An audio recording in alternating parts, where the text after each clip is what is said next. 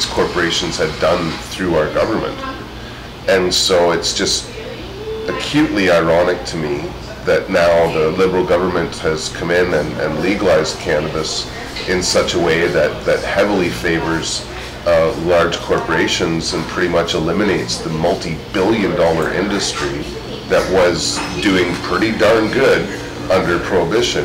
And now those in that industry are expected to just go get other jobs, it seems, and let these corporations take over. So yeah, it's very ironic. It's great that it's becoming legal in the broad sense. The stigma associated with cannabis under Prohibition was really terrible, and certainly along with Prohibition we were cheech and chonged into looking like idiots through the mass media. And so between the law and Hollywood, cannabis has been through quite a bit and still come out on top. However, for these corporations to think that then at this point they can reap its rewards is really sickening to me. And yeah, that's exactly what is going to happen. Now, I think probably nobody even knows that, because of all the talk in the corporate media about what's happening in the last few years, the idea that the corporations are taking over and the people who have been in the industry for a long time are being pushed aside, that never kind of enters the conversation. I think a lot of people wouldn't like it, and that's why they make sure we don't know about it. But can you just say what is happening on that? Well, you're quite right. In fact, a short time ago, we were contacted by CTV News here locally to do an interview on legalization the day that it was passed in Ottawa. And when they heard that we weren't going to comply with legalization, they canceled the interview and went and interviewed someone else that was going to be all happy. And so it's very frustrating to see the media, focused on the positives for the corporate world, and have very little time to explain the negative consequences that are going to happen in this, like I say, this large flourishing industry that a lot of small towns in British Columbia in particular have done pretty good on, And so, yeah, or even the Cowichan Valley. Like, there's a lot of people in this valley, on this island, that are going to suffer. But certainly there it's even more disproportionate in the sense that more people in the cannabis industry, but in terms of sheer numbers, like, there's a lot of people on the coast here as well that are going to suffer quite a bit because of this. I wonder if I might make a broader comment about how I'm trying to parse this. What it seems to me is that there was a disaster for corporate capitalism and for government, and that disaster was people independently being growers and distributors and sellers and providers of both recreational and medicinal marijuana. And this was too much for government because it feeds a kind of energy of resistance and independence. And so they've used this disaster under the disaster capitalism model to impose a corporate model and attach to that an agenda of laws that prohibit free use of this substance, so that they can continue to deploy force against people who want to think independently or live independently. And I'm wondering if you think that would be like a fair kind of reading of what's actually happening between government and corporation with regards to this plant that's been used for 10,000 years or more by humans. Oh, this is very much a fight for control, as you're suggesting, that because what we've had is initially with compassion clubs like the Victoria Cannabis Buyers Club that I founded over 2 decades ago, was patient-focused groups that fought for patients' rights, and there's other court decisions that did that as well. And so through that whole battle, more and more dispensaries, especially in the last few years, have opened up in some major cities like Hamilton, Ontario, and Toronto, and obviously Vancouver and Victoria. And so that proliferation has led the control freaks, if you'd call them that, or whoever the powers that be, to think that there is a big piece of the pie, and that they want it all. They do not want to share that income. And so the rhetoric they've used is to protect children from organized crime, and that they have to eliminate organized crime. And they've considered, all these dispensaries and compassion clubs to be that organized crime that they want to replace. But it seems to me deeper than that, that the laws that are being suggested they know that they will be broken and that they will not be adhered to, and so it will justify police action, legal action, court action, and it seems like a Ponzi scheme to raise money from consumers up to those who will solve the legal problems or control behavior. And we've seen this time and again with various plants. Tobacco is an excellent example of how the corporations have seized upon a plant that traditionally has been used in sacred medicine and has been perverted under capitalism into a horrendous weapon of mass destruction in terms of the medical industry and how it serves the medical industry. So here we see a similar process. Coca leaf had happened too, where in the Andes it was sacred and vital to the survival of the people, indeed in the jungle as well. And here we've turned it into cocaine and crack in order to commercialize it and monetize it and control people with it. So there's this demonization under capitalism of all these sacred plants. I wondered if you might comment on that. Well, you nailed it there. That's exactly what's happening here, in my opinion. Others, may differ, but it is certainly something that they want to control, and aren't concerned as much with the end product and the health of the consumers in any sense. They still consider this a dangerous drug that people shouldn't use. They just want to profit from it. And so, it's part of this greater corporate scheme to monetize everything and eliminate the competition. Like, that's why government was created in the first place, to take power away from the church and the monarchy and stop foreigners from doing business in their neighborhoods and control and to tax the middle class. And so the rich formed government as a protectionist kind of community in order to control the commodities that were sold in the marketplace. And so, that's what government has been doing. We're only now at the point where we're becoming aware enough and have enough power to start voting in the occasional person that might speak out about it. But certainly, the democratic process until now has been all about this corporatization of goods and the elimination of the competition that just doesn't fit in their paradigm, and for whatever reason. And it's got its comparison in the world of journalism and media, where again there's a concentration of control, so you get only a few sources of information. Hence this program, I think. So, Ted, you mentioned people in the Cowichan Valley, for example, which is near Victoria, and Hendrik, you mentioned another area of the province. Well, Nelson is famous for its independent growers of high-quality BC bud. And as you both said, there are a lot of small communities in which a lot of people are making their living from cannabis and have been for many, many years. So what's going to happen to them under the new rules?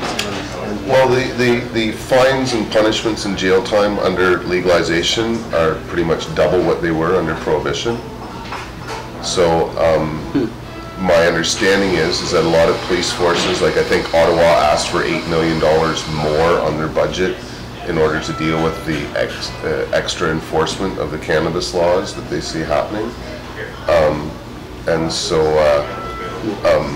they apparently will have like a team in British Columbia focused on arresting people doing mail order, apparently, because it's understood that a lot of dispensaries that shut down will set up a mail order to try to keep doing business. So they're already thinking ahead to go after that. Being shut down? Well, dispensaries under this new system will be forced to remove all the products from their shelves if they wish to comply with the provincial and federal government.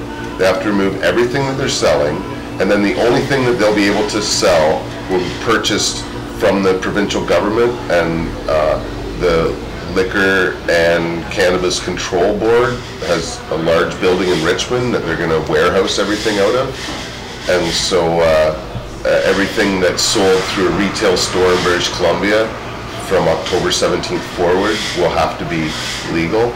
And why would that be a problem for a dispensary? Can it not get the product that it used to get? Well, this is our main problem for sure, is that the controls on those products are going to be so strict that they won't allow for most of the extracts and cookies and hash and things that our members rely upon. It's just going to be smoked forms of cannabis and a few very weak oils that people would be expected to use. So we're going to see a decrease, especially in the medical field, of the quality of what's available under legalization? Definitely. Our club isn't going to comply, and hopefully we'll be able to survive, but it's very threatening what they plan on doing to us or anyone else that resists them. Yeah, it's something that many dispensaries will be complying with this because most of the dispensaries that exist now are in it for profit. They use the medical angle in order to justify opening, and now the majority of them are just selling cannabis to anyone over 19, anticipating that will be the way it is in the future. They're not even pretending to be medical anymore. In fact, the BC government has specifically said that no one can be medical in this new system, that if it's in your name, even dispensary isn't allowed in the name of a new business or retail operation, and then it can't be medical in any way, shape, or form. It has to be just strictly recreational. And so, yeah, there's this whole other problem where, medical cannabis is sort of being trumped here in a sense as well. But when it comes to the products that patients are used to purchasing from dispensaries now, they're going to go in after October 17th and find empty shelves. And then when the BC government finally does start to sell to these retail outlets, it'll just be bud and a few other things. So we're expecting a large influx of people to us, because we don't think very many dispensaries in Victoria that are currently operating are going to have the nerve to keep going illegally after October 17th. They all want in on the money. We've got quite a fight ahead of us here with that. But like the medical establishment, the Canadian Medical Association wants legalization to come into effect so that doctors don't have to sign forms for prescriptions anymore. The doctors can just tell people to go down the street and purchase whatever they want, that they don't need to bother them anymore. But they can't purchase it. I know that. But the doctors want out of it. They know so little about cannabis. They weren't taught about it in school. There's so many different strains. There's so many different ways to process it and use it that it's beyond them, that, and so they don't want to have anything to do with it. And so it may be that they continue to sign for patients that they did in the past, but a new patient coming in is very unlikely to get a medical form signed again. Perhaps it's a reflection yet again of the disaster that our medical system is. I mean, it's easy to compare it to the United States, but here we have doctors who, because they're so busy, don't really want to educate themselves on a plant that has been used historically for thousands of years, and that we're only beginning to understand the chemical structure of, and they can't be bothered. They might be bothered to study psychotropic medicines for mental health issues, but they're not willing to study this, and they'd rather just say, go ahead and buy some recreational marijuana, as opposed to really doing some in-depth science. And it is hard to blame them, because even working in this field, there's so much conflicting information that comes out. You get one study that says one thing and another that says something else, and you have to look at the designs, and a lot of it's politically motivated as well. So it's really hard to get to the truth of the matter, and they don't have the time. They're so overwhelmed with their workload. Like you go into a walk-in clinic, they tell you can talk about one thing, and you got 10 minutes. Yeah. Like to a doctor you've never met before.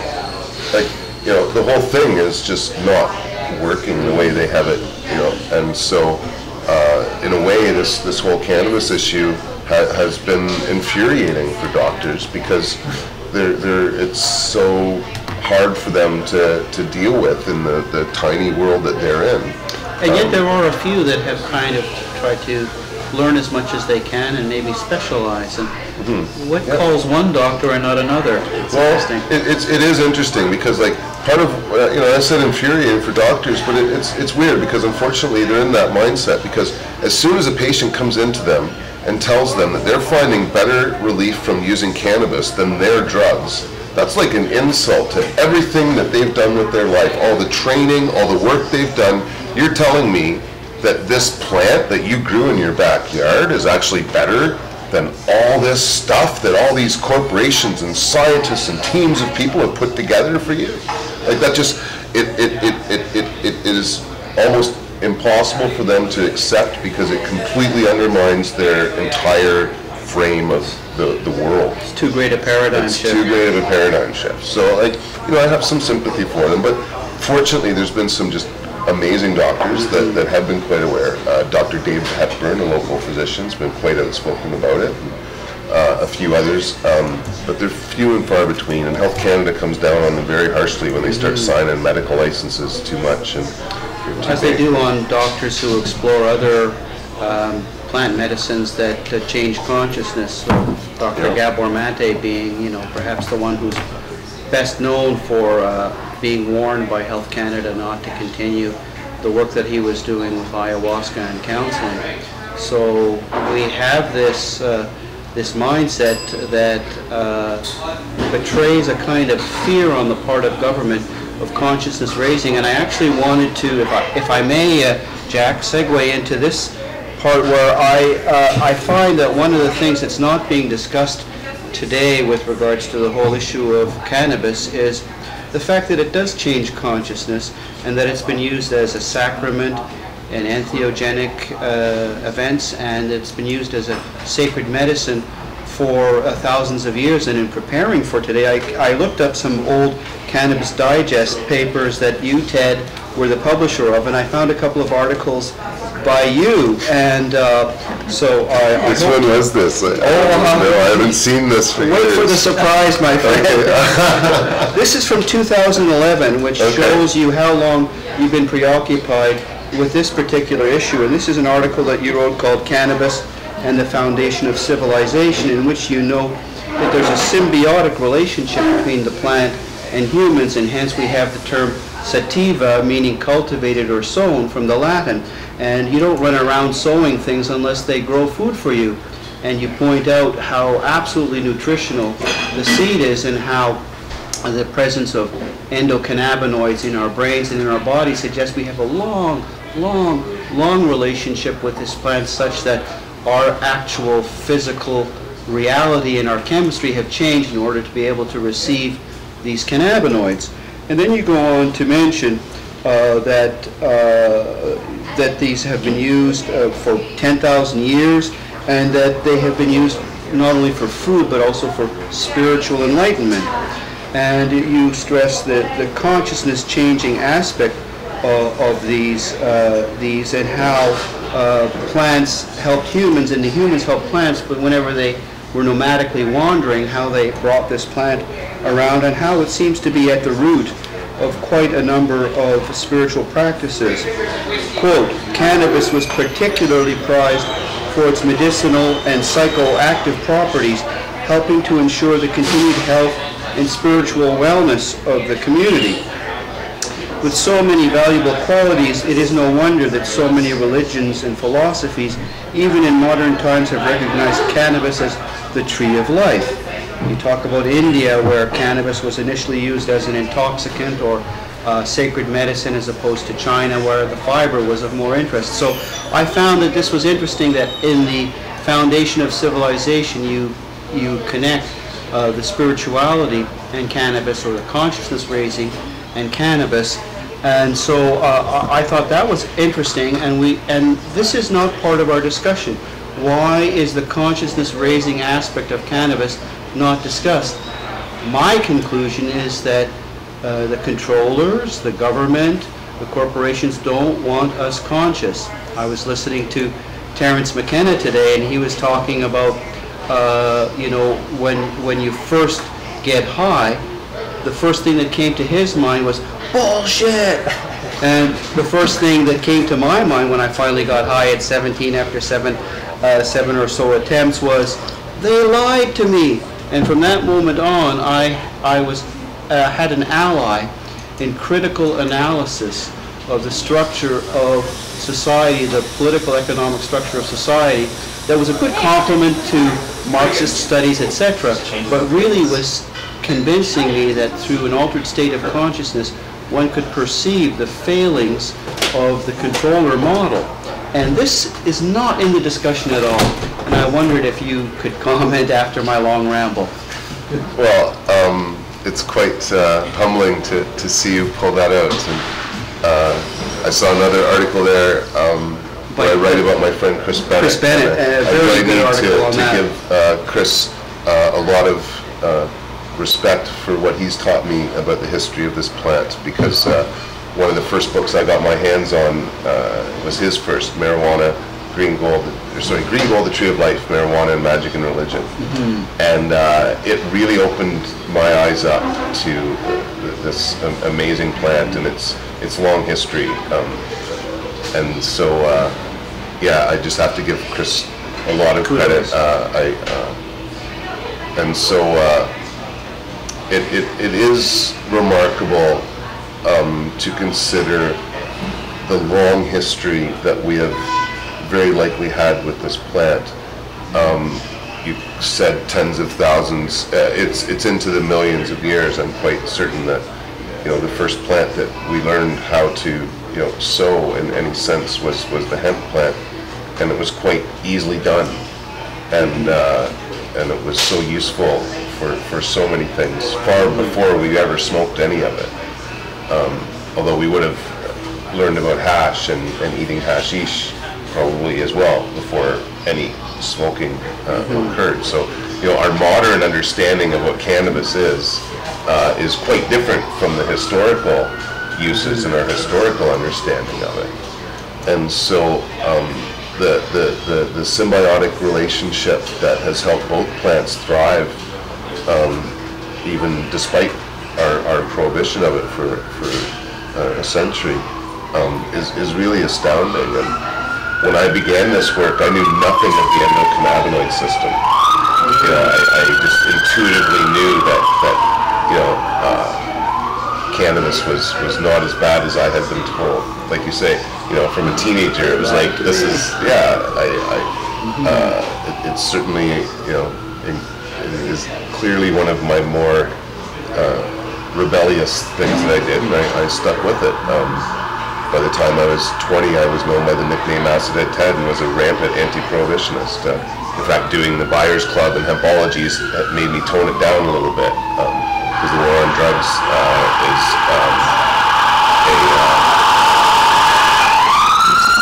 They're coming for us. Yeah, well, I'm used to that. They don't usually have sirens when they come for me. But,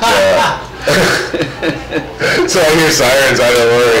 I don't That's get that much the warning. craziness of our current society. Just, you know, you can Yeah, that's right. You can hear the wail of pain. Mm-hmm. But yeah, the whole war on drugs is an affront to our conscious evolution. That's the point that interests me about this this set of laws. They seem designed for cops to be able to scoop up whomever they want, whenever they want, stop any car, check it for marijuana, do a tongue scrape, insist on blood. On that note, I know we're back and forth, but my understanding is they're giving the police the right to do blood tests on the side of the road. What? The police are going to be given the power to actually take blood on the side of the road. That's part of what is coming on with the legislation. Might have to here. cut But my again, hair. The media is not admitting this. This is, yeah. So yeah, it's very scary what they want to come down and do here. And you know, like I was saying, they're not doing this under the understanding that cannabis is a better drug than most.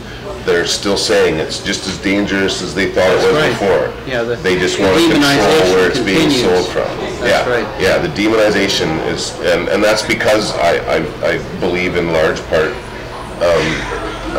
of this fear control, although it's changed. Like, you know, when the Roman Catholics first started to kill people for using mind-altering drugs, it was very much under the premise that they wanted to stop people from being able to explore their mind and, you know, question authority or whatever, right? It was very much, no, we don't want these people awake, and we're not going to let them use these drugs that help them explore their consciousness. We're going to stop all that, and we're going to feed them alcohol, and they're going to be happy with that. So when Prohibition was first enacted, back, you know, like it was 387, I think, was when the Catholics went and like killed everybody and stopped them from doing anything they didn't like. And then there was waves of Prohibition after, you know. There's another one around 500 AD, and then certainly the witch hunts as well. You know, anybody that used a plant medicine that they didn't like, you know, they'd take them down. So, right. You know, and so actually Chris Bennett's put out an amazing book about alchemy and cannabis that I haven't got my hands on yet. So, you know, but there's this long history of centuries of prohibitions of using any mind-altering plant, you know, mushrooms as well, and in particular, like, you know, I'm quite convinced that, you know, I'm going off subject a bit again, but in the Bible itself, the tree of life and the references to it are to the cannabis plant, but I also believe that the references to the tree of knowledge of good and evil are to the magic mushroom, because nothing brings on information like a little mushroom. And so, you know, the cannabis plant would sustain you. It would be that tree of life that would provide the, you know, the mats, because they would actually like weave the stalks together to make mats on the floor that would keep the bugs away, and there'd be nice mats that would last for a long time. So, you know, they used it for all sorts of different things. It truly was, you know, the seed of life, or the tree of life, in particular because of the food and how beneficial it was. But the mushroom and its ability to, you know, just download information is what really threatened the church as well. So they eliminated the two and said, oh, these are in the Garden of Eden, we can't go there anymore. I wonder if there's a question of dosage here, Ted, because it could well be that that cannabis was used in much higher concentrations in bang and in other forms, so that they would actually have more potential it certainly was hallucinogenic effects. And certainly, you know, like during the time of Jesus, like it was used a lot in incense. Like I think King Solomon's temple had 23,000 incense burners, and that was like a lot of hash. Sure, they mixed in a few other things, but that was hash that they would just hot box the temple, right?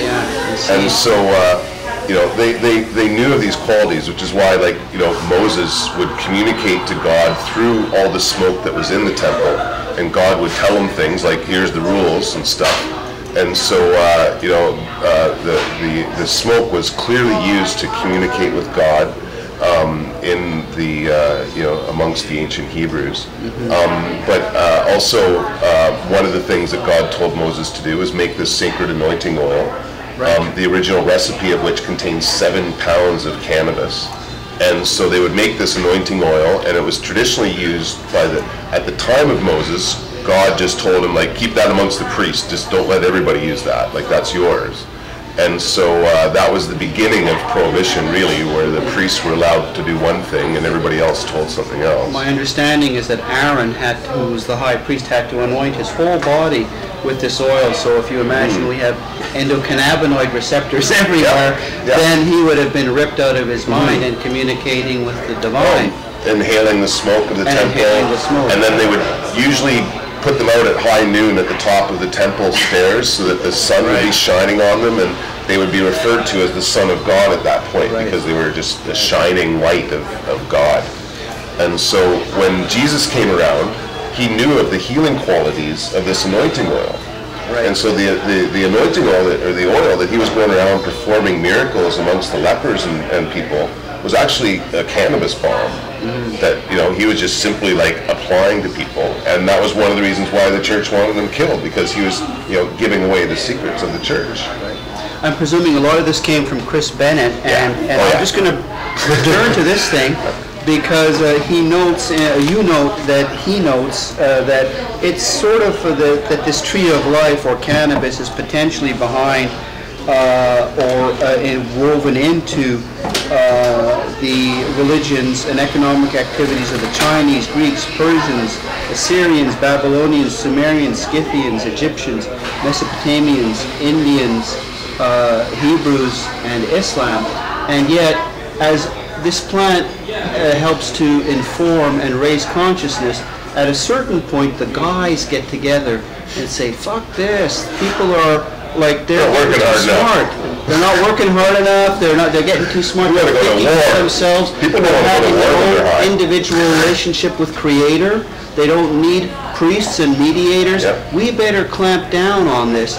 And I see in our secular society a similar kind of prohibition, where because it raises consciousness, it is not allowed.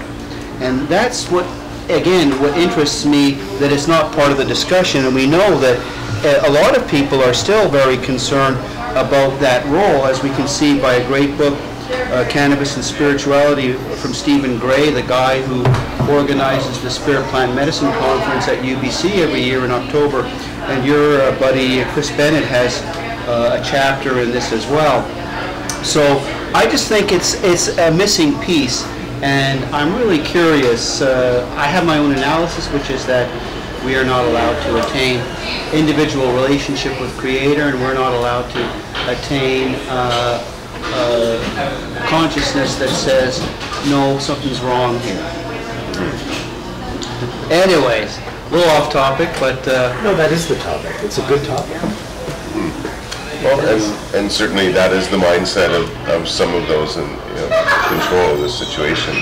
Well, but I'd like to think that. Yeah, if I look at the laws that they're proposing, it seems all about control and still demonizing this plant, as opposed to trying to establish both a spiritual and a scientific relationship with this plant. And every substance has its downfalls and its addictive properties, and maybe all of us have had a taste of what it's like to be dependent, or perhaps using an excessive amount of medicine.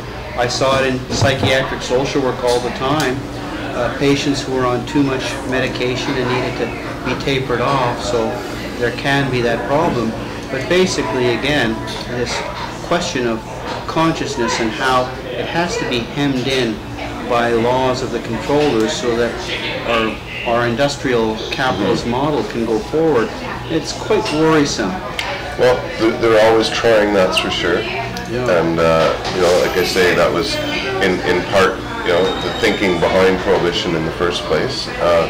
You know, unfortunately... The Catholic Prohibition. The Catholic Prohibition, even around, like, you know, the 1920s and 30s, when it was brought in by this Puritan type of attitude. And racialized. Yeah, very racialized environment as well. So, yeah, there's a lot of racism going on. So, you know, but there was this kind of Puritan mentality that was taking root, that was trying to prohibit alcohol as well at the same time.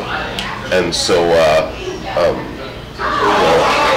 fortunately, we've won back a bit, but you know, that ground is constantly being fought back and forth, which is going to happen with these laws as well. It's like a political football now, where with each election, provincially and federally, there'll be, you know, different platforms being put forward by every party. And if there is a change in government, there'll be a change in the cannabis programs, hopefully for the better. But you know, it's you know, it's scary to think of what could happen if the Conservatives got in federally at some point. They could, well, but, personally, you know, I see more chance of running afoul of the law now than I did under Prohibition. Oh, in fact, now there's going to be a law for being intoxicated in public as well. You'll be able to, if a police officer comes across you putting out a joint, even if you smoked it somewhere legally, they could say you're intoxicated and I'm taking you to jail. Yeah. And it'll be completely discriminated against young people and people of color. There's no question that And in fact, they've even admitted ponytails, that they're not going to do that with everyone, that they're going to discriminate. Yeah. That's why they figure that they can have such a broad-based law, because they're not going to do that with everybody. They're just going to pick and choose who they do that to. As if it's okay to create laws where they're only going to be used in discriminatory fashion. Like, that's okay, because it's not going to be you. It's like the crack law, where possession of a gram of crack was equivalent to the possession of 100 grams of cocaine. And that law was passed in order to round up blacks who found it more economically sensible to buy cheaper crack, and they were being prudent and wise with their money, and they were punished for that because lawyers could get away with having 100 grams of blow in their briefcase, but a black person with a gram of crack was arrested and thrown in jail. It was a way of scooping up black people in a highly racialized law, as are the marijuana laws, highly racialized in the United States. So yeah, you are more at risk, both as a driver and as a smoker. The only time that you can possess this cannabis that you're going to potentially purchase from these retailers is, in the package. It's legal, and you can bring it home. But if it's been opened on the way, they can seize it from you. Just like an open beer, they consider it the same if the package has been opened. So literally, like if you go into the retail store and like open the bag up to smell it while you're still there, that could be seized from you and you can be charged with open cannabis. And if it's from another source, I believe that you can be charged, even though we should be allowed to grow our own plants and share that with our friends. Well, it's interesting that you can grow as many wine grapes as you want in Canada. You could grow 1 million pounds of grapes for your own personal use, and you could process it all and turn it into wine, and you could give it to your friends. But you could only grow 4 plants. That's per household, right? Per household. Not person.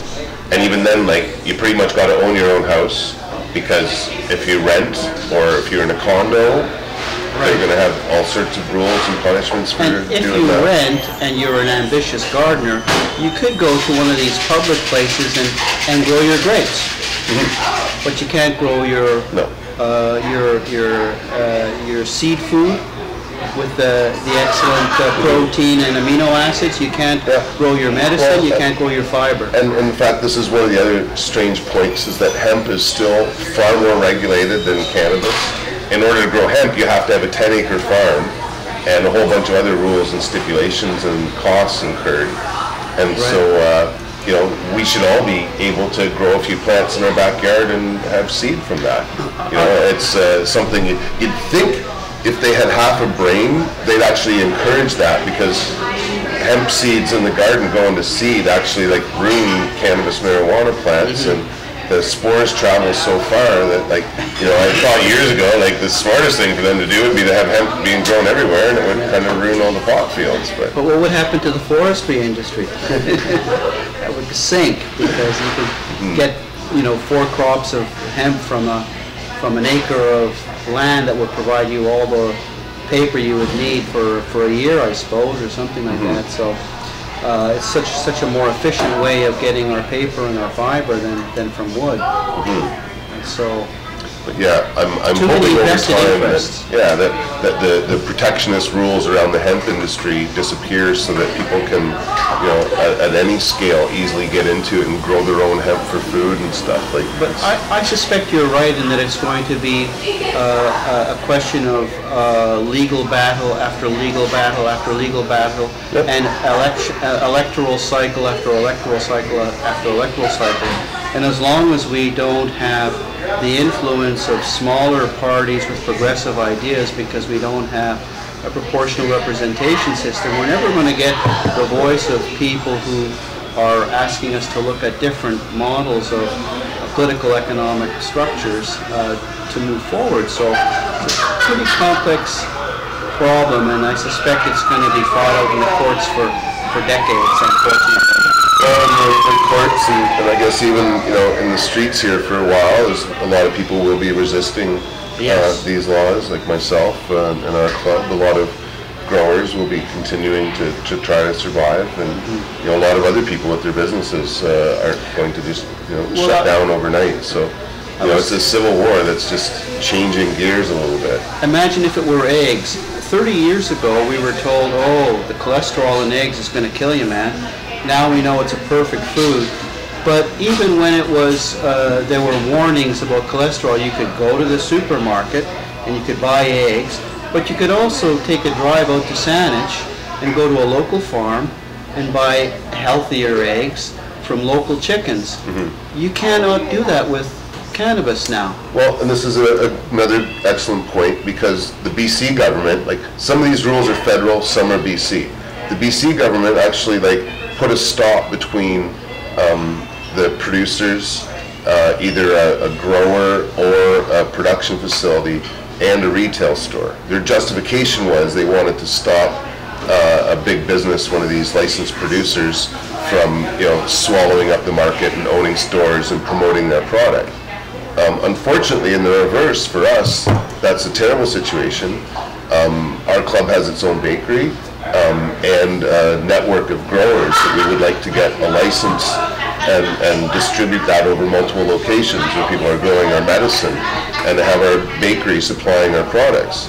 But unfortunately, with these rules from the government, even if we did get our growers and our bakery licensed, we wouldn't be able to directly sell to our club. We would be able to sell to the province of BC, but they actually have a rule that would stop those products from then coming to our club. They'd have to go to other dispensaries. And so they think that they've done that to the benefit of corporations, but in the next wave of legalization, they plan on bringing in small producers. And so at this point, it's just these large licensed producers that can sell cannabis. And so, for a lot of us, it seems like they've just said they're going to accept small producers later in the game to allow these large corporations to get the market share and get, in control of what's happening. And then at a later time, let the smaller people get in on the industry. Like, it shouldn't be the other way around. But there's no reason it could have been all done at once. But either way, they're not going to allow these small producers to sell like farm gate, or like have a or have a tea, house and cannabis cafe on their property or anything. Like, they're not going to allow that direct sale, which is absurd. Like, our province would flourish if we were able to mimic the wine industry and have people go and tour through the country and try all these exotic kinds of pot chocolates and other things that these connoisseur places are coming up with. But the rules they're creating make it virtually impossible for anybody to do that.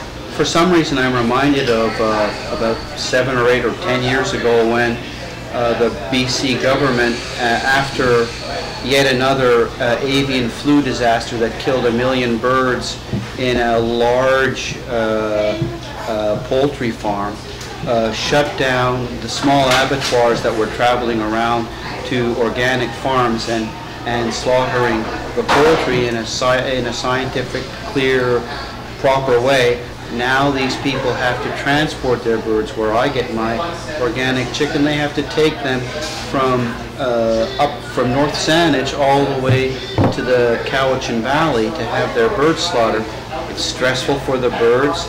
Hormones run into the meat. It's not good for the meat. But this is what they have to do to comply with government that always seems to favor the corporation as opposed to the small producer. And we know that even under capitalism, it's the small business that creates 70 or 80% of the employment going. Not the big corporations. They're responsible for 15, 20, maybe 30% of employment. So we're not encouraging small corporations where mom and pop can make a viable business and hire a few people. We're putting it in the hands of people who have a kind of a mechanized idea as opposed to boutique, high quality, unique products that are signatures of the special place that it's found in. The terroir, the vintage. I'm not quite sure of the word I'm looking for. But and right along those lines, one of the other things that the government of BC has actually done that's shooting itself in the foot is not allowing any lounges. Right. Like the federal government has said it's okay, but the NDP government here said no lounges. So we have this culture in British Columbia where we're known around the world for our cannabis products. Absolutely. And so we have this wonderful opportunity to develop all these small businesses and services with lounges, like the Kootenays, would be just, flourishing with that kind of environment. Chill at the lake with But no, to the point where our club and its safe consumption site are really worried that they're going to shut us down for that. Even if we would buy all their products and comply, they'd still not let us get a license because we have a safe place for patients to smoke. Now you can go to a lounge and have a drink. Yeah. Why is there more paranoia and fear? Workers' compensation is afraid of the secondhand smoke on the staff. So they've been just completely against any options that would allow for customers and commercial location. And so it's not fair for a bunch of reasons. We need to get some long-term studies out of Amsterdam where they've had these cafes operating with employees that have worked there for decades in theory, and I doubt if that's a problem there. I imagine you've studied this, Ted. What I've seen is the evidence with regards to lung problems, lung cancer via smoking marijuana is not comparable to tobacco. Others say it does affect the lungs negatively, or some science says it does, and I wonder if you could tell us the latest. Well, like you say, the science is all over the road on this one. You have some twisted science coming out saying it's harmful. But even the worst science doesn't try to say that cannabis smoking causes cancer, because they can't prove that. In fact, quite the opposite, which is why they don't even try to dare to say that, because if anybody looks into it, it's actually people that smoke, if you smoke tobacco, your chances of having lung cancer are way higher. If you smoke tobacco and cannabis, your chances of getting lung cancer drops significantly. But they don't want people to think that, because then they might think that they can manage their tobacco smoking with or whatever they think. But then when you look at people that just smoke cannabis and nothing else, the cancer rates are lower. And that's using unregulated cannabis, which unfortunately would have some molds and potential pesticides and things that, one would hope in the new world won't be there anymore. Right. That was certainly one of the reasons why I fought against prohibition, was because it didn't allow for any quality control. Right. And so one would hope that with more quality control, the rates of cancer for people that smoke would be less. But and all of these studies focus on smoking cannabis, not eating cannabis. Right. And it's eating cannabis that's much more of a cancer fighter, and that you're not going to get any cancer at all from consuming it orally or topically. So there's no lip cancer or esophageal cancer just from swallowing. Most of the harms from smoking are actually the hot air. The hot air, right? Yeah. Even the tars that you smoke and go into your lungs, cannabis is an expectorant, and it helps clear your lungs out. It's actually good for asthma. It's counterintuitive that it's helped cleaning your lungs out. But for those of us that smoke, it's constantly making you cough and spit stuff out that you really don't want in there. You pointed out that in your interview with Walter McGuinness that the municipalities have quite a bit to say in this matter. Mm-hmm. And I caught, I think, that you are planning to run for, is it Victoria City Council? Yes, it is. And would you be wanting to address how the municipality handles consumption of marijuana or cannabis as one of your concerns? Certainly, the way that legalization is unfolding is of great concern to me and others in our club.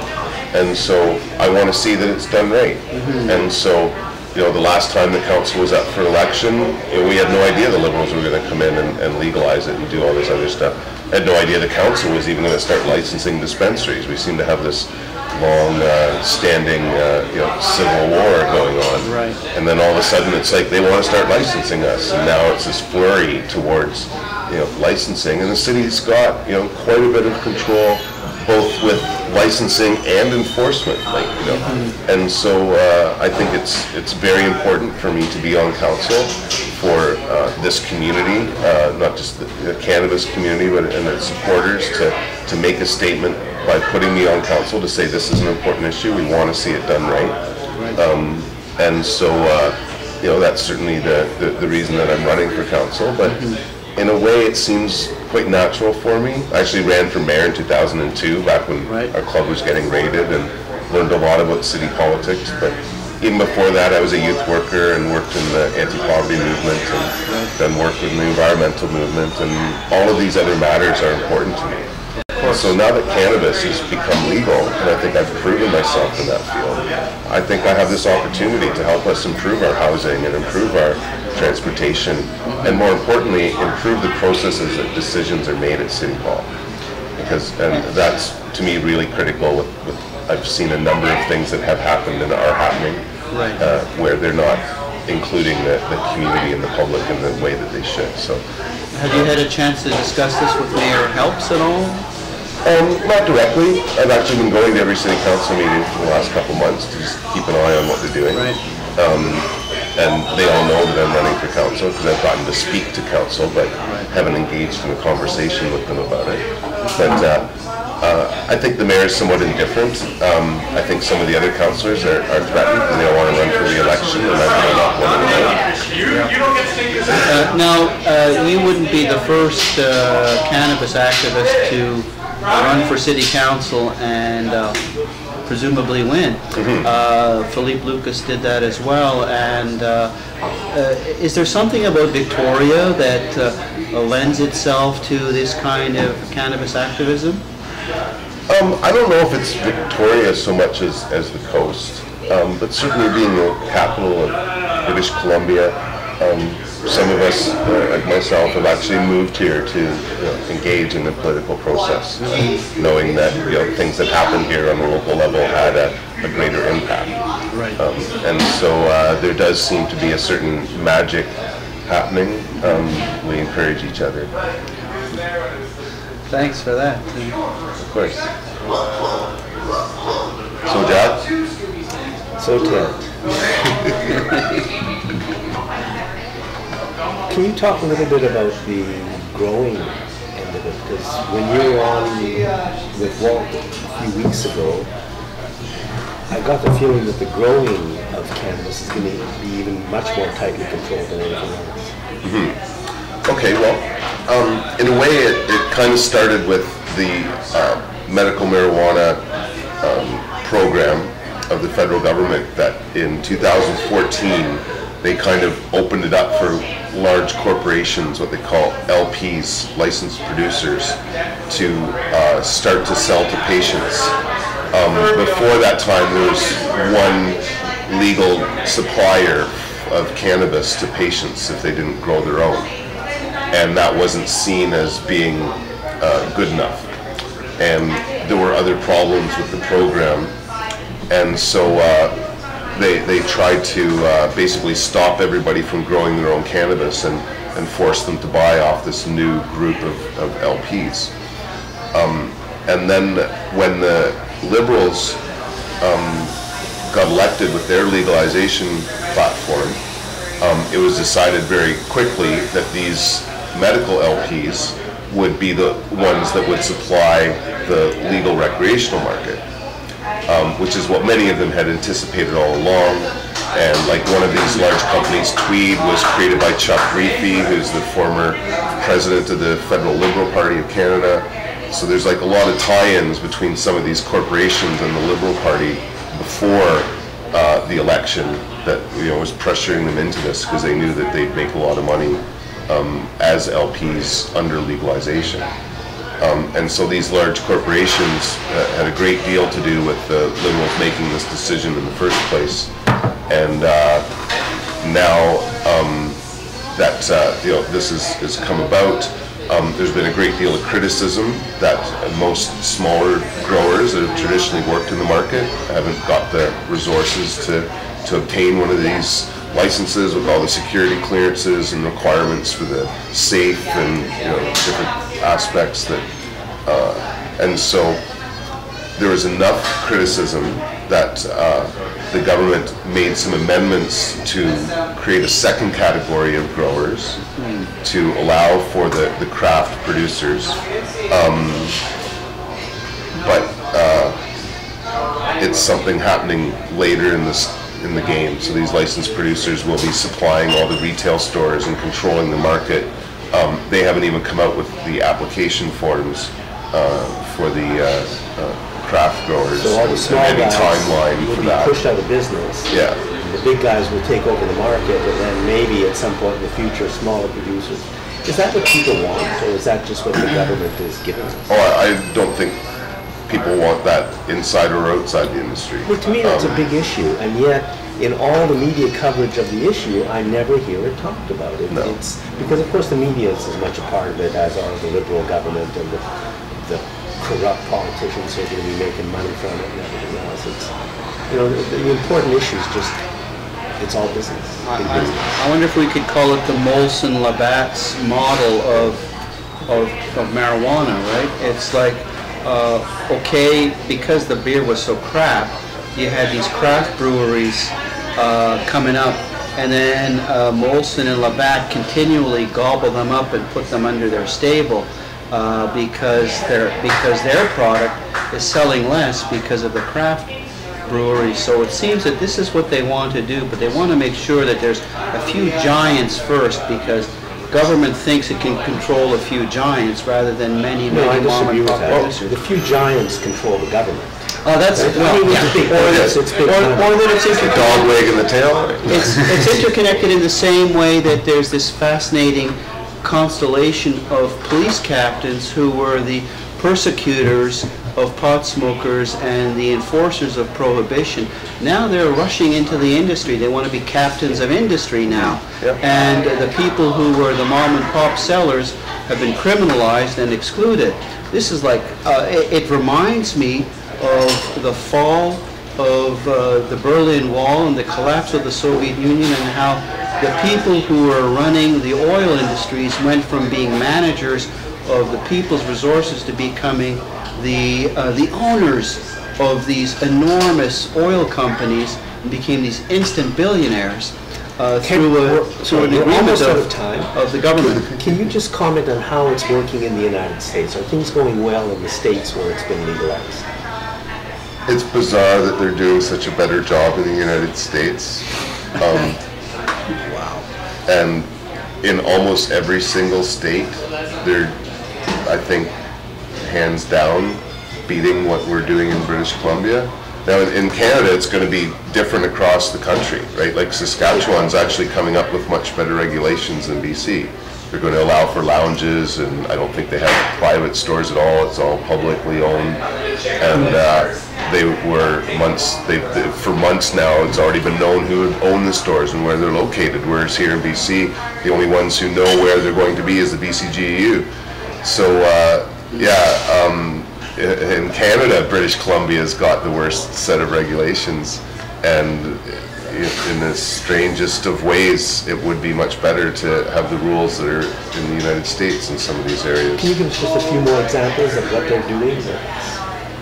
Oh, you know, I'm so wrapped up in what's happening here, and not really too keen on the states. I don't know if I can give you like specifics, right? Like, but there's not problems. Society continues. Things are going well. The government's making some money. I think Colorado's had trouble figuring out where they're going to spend all the tax money. That sounds good. They're doing exceptionally well.